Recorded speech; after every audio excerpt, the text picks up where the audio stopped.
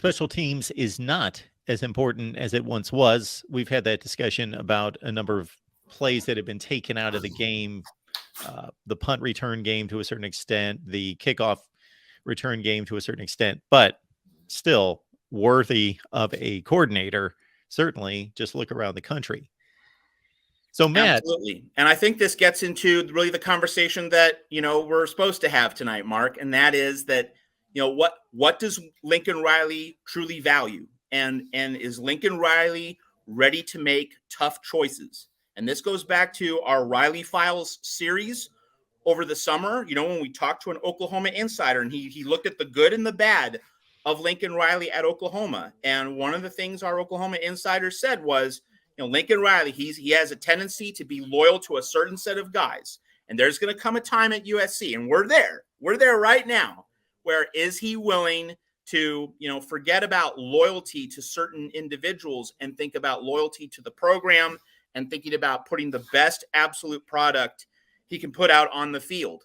And so he has questions to answer with Alex Grinch. And to be fair to Alex, all right, to be fair to Alex Grinch, USC doesn't have the dudes. Like we've covered that piece of terrain quite a lot over the past 4 months. And for all the Oklahoma fans who are saying, we told you, I knew this was coming. Like, I'm not surprised.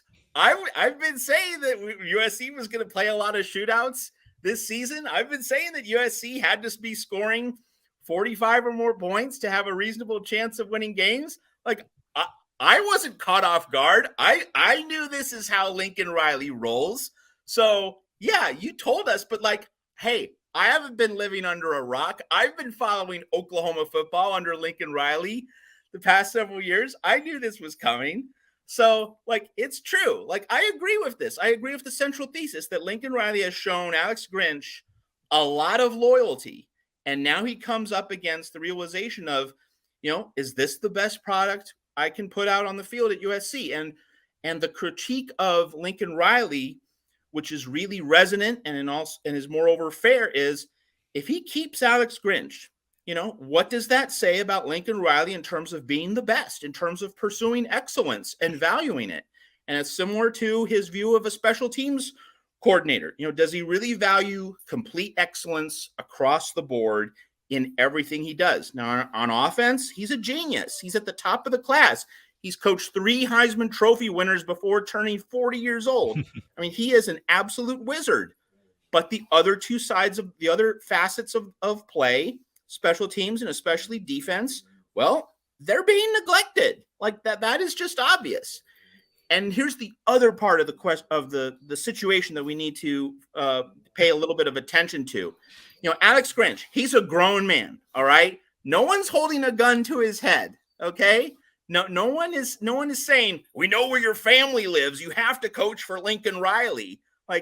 That's not the situation. He can make his own choices. And I do realize, as we go back 13 months to late November of 2021, when Lincoln Riley made the decision to go from Oklahoma to USC. And if you're Alex Grinch, you're thinking, well, I really don't have much time to decide. I guess I might as well follow Lincoln Riley to USC, and I get to coach at USC, and it seems like an opportunity, and we're going to have Caleb Williams, and that this offense is going to be great, and I'm going to be in the hunt for Pac-12 and national championships. I guess I need to go. I need to follow Lincoln, but did he absolutely have to? And I realized that in the heat of the moment, Alex Grinch might have felt boxed in. But again, Alex Grinch is a free individual. He's a grown man. He can make his own choices. And Alex Grinch knows. He knows this better than anyone else, that Lincoln Riley at Oklahoma in 2019, he asked him to clean up the mess that Mike Stoops left behind. So Grinch's fundamental job was take an absolutely awful, atrocious defense and just make it decent, make it good enough with the offense that Lincoln Riley had with Jalen Hurts and then subsequently with Spencer Rattler and then Caleb Williams. All right. So when Lincoln Riley decided to go from Oklahoma to USC, Alex Grinch had to have known better than anyone else. Oh, well, This USC defense under Clay Helton and then Todd Orlando and Dante Williams gave up 62 points to UCLA. I'm getting the same job assignment all over again. I'm being asked to take an absolutely awful and atrocious defense and just make it decent enough. But, I'm not going to have really good players. I'm certainly not going to have, a deep roster loaded with good players. I'm just going to try to, make the best of a bad situation on defense. Alex Grinch didn't have to take on that assignment.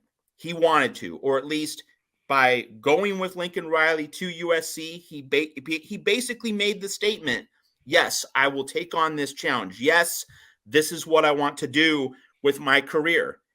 But he did not have to do it. Like, there's no contractual clause. There's no moral or ethical obligation. He could have bailed. He could have looked for a different job. He could have looked for a situation where either like he's the head coach of a Sun Belt or Conference USA program, or he wanted to be the coordinator at a lower tier program with less scrutiny, akin to what he did with Mike Leach at Washington State.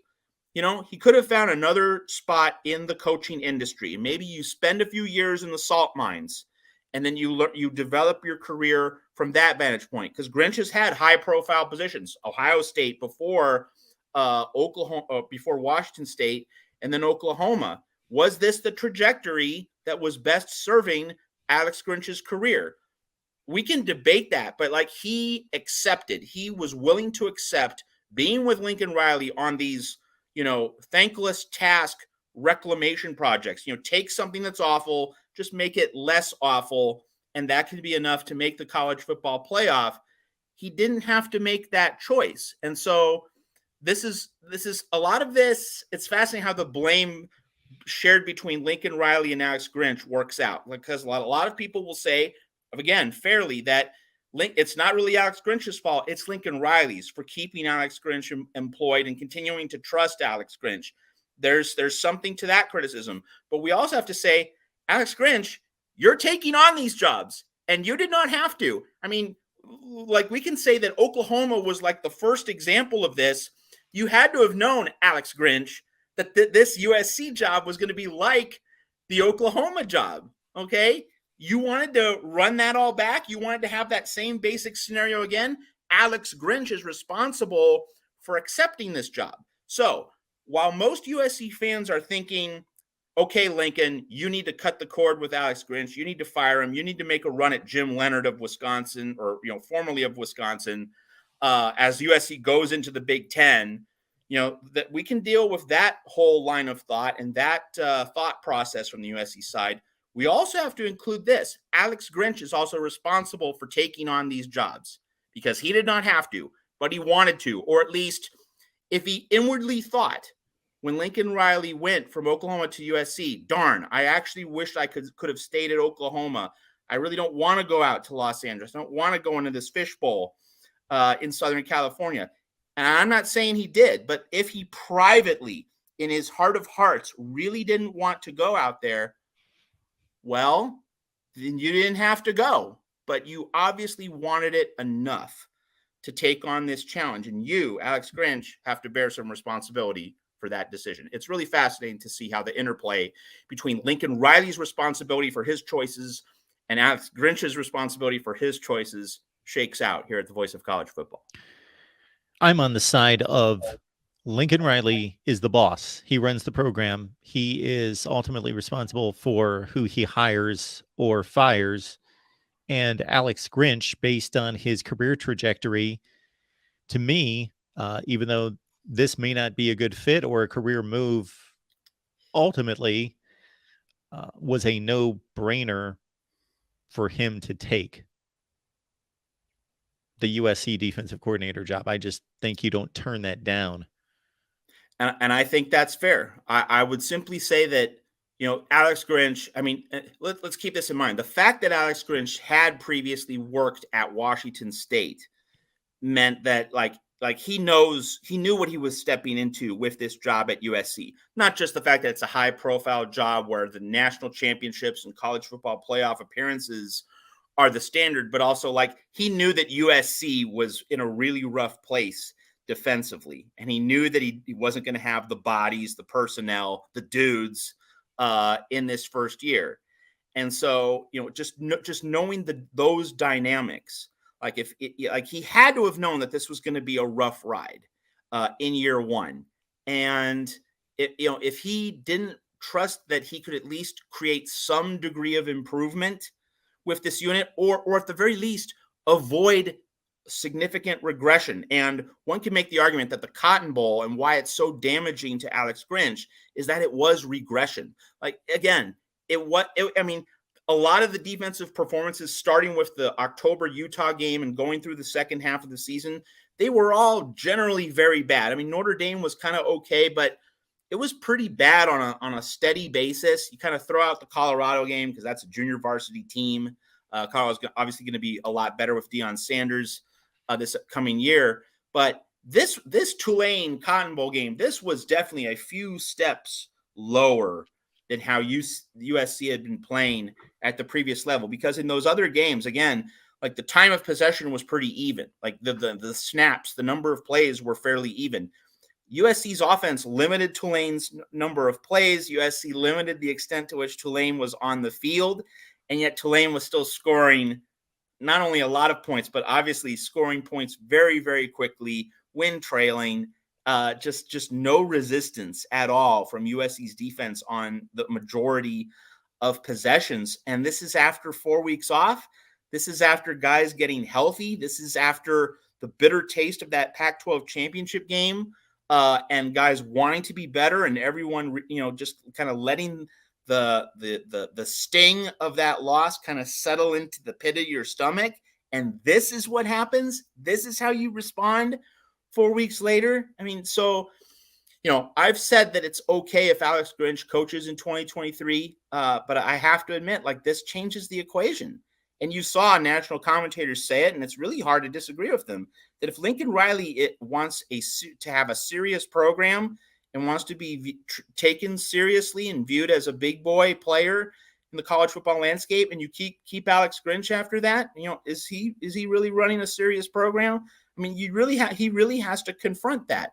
And I will allow that, if USC can make significant transfer portal additions on defense, then that is really the gateway toward making this thing work with Alex Grinch. But here's one really important point that Lincoln Riley and Mike Bone need to be thinking about. And Gixxer Squid, you mentioned, do you think Mike Bone will lean into Lincoln Riley on this? I think here's really where the rubber meets the road. Is Alex Grinch keeping certain high-level defensive transfer portal prospects from going to USC? If there is an acutely felt sense, if the research, if any kind of input, communication, analysis is leading Mike Bone and Lincoln Riley to the conclusion that, if we had a better defensive coordinator than Alex Grinch, we would get more and better defensive transfer portal prospects, and Alex Grinch is preventing those extra defensive portal prospects from coming to USC, then you have to make a move, right? I mean, if there is a chilling effect on the influx of defensive transfer portal talent because Alex Grinch is there, that's where you have to make the move. Now, I don't know what the reality is, okay? But I'm saying if your analysts and your support staff and just talking to people in the industry, talking to prospects, feeling them out, and you get the sense that Alex Grinch is an impediment to getting the better defensive talent that you absolutely need on your roster. Something which is magnified, of course, with Mekhi Blackman going to the NFL, Tuli Tuipulotu going to the NFL. If Grinch is really standing in the way of that defensive roster improvement that you so absolutely need, that's where you really have to make a move. Now, so if Alex Grinch is not an impediment, then you can certainly make a case for him staying. And then you just say, hey, let's just get these bodies in the portal. Let's also rely on our outstanding incoming defensive recruits, particularly Tackett Curtis. Lincoln Riley thinks he's the best linebacker recruit in the country. If you think you're going to be able to get personnel in spite of Alex Grinch, that Grinch is not going to be harmful in that particular respect, all right, fine. You give Alex Grinch 2023 to prove himself once and for all. This is it. You got to deliver. All right, fine. But if Grinch really is standing in the way of significant high-end defensive players coming to USC in the portal, that's where you have to make a move. And that is really where Mike Bone and Lincoln Riley really need to be earning their salaries right now. They need to be on top of that particular question at USC. I would also think that Alex Grinch, in protecting his own interests, would have a conversation with Lincoln Riley before the season, maybe as he transitioned with Lincoln Riley to USC, to say, I know what the deal is. I know that you're going to stockpile on the offensive side. I've looked at the defensive rankings. I've looked over the personnel left on this defense. I know how bad it is. And then once those acquisitions were made, have that real down to earth conversation to say, this is what I see out of this defense. I think I can coach them up to a top 75 defense or whatever. And maybe Lincoln Riley's not pleased with that. Maybe he's accepting of that, but that he should be able to somewhat ballpark it. But as we just threw up on the banner, 106th in total defense and number 124 in yards per play, with the likes of Charlotte and Arizona and those schools surrounding USC. Yeah, no, there really needs to be some honest conversations in all directions. You know, Lincoln being honest with Alex, Alex being honest with Lincoln, and Mike Bone giving Lincoln Riley, you know, some really good guidance here, you know, in terms of how everything develops and how everything goes forward. Because, you know, obviously Mike Bone placed a lot of trust in Lincoln Riley, and you don't want to be too heavy-handed. You know, you don't want to be too domineering or interventionist as an athletic director when you have a coach who's as talented as Lincoln Riley is. But Mike Bone is still the guy who oversees Lincoln Riley, and there does have to be at least some kind of conversation on accountability. And maybe, you know, maybe Lincoln Riley is able to stand his ground and say, nope, I'm not going to hire a special teams coach. No, I'm not going to make a change at defensive coordinator. Well, if he does, if he stands his ground there and he doesn't make those two particular staff changes, or at least not even one of the two, there still has to be a sense of, well, if it doesn't work this year, then I absolutely have to make the change next year. Like Mike Bone has to at least lean on Lincoln Riley to the extent of, you know, hey, I'm trusting you, but you don't have a limitless amount of trust. Like there are some things where if things go in the wrong direction, or we get to a point where it's not working out, like we have to have a limit, and it can't extend forever. And I know that Mike Bone is smart enough and savvy enough to be able to have that kind of conversation in the right way, with the right tone, the right balance, and impress upon Lincoln Riley, hey, this is your show, but it's not like 100% free reign. And I still have a role as athletic director in terms of how this program goes. You have to take certain things under consideration. You can't completely ignore certain outside realities.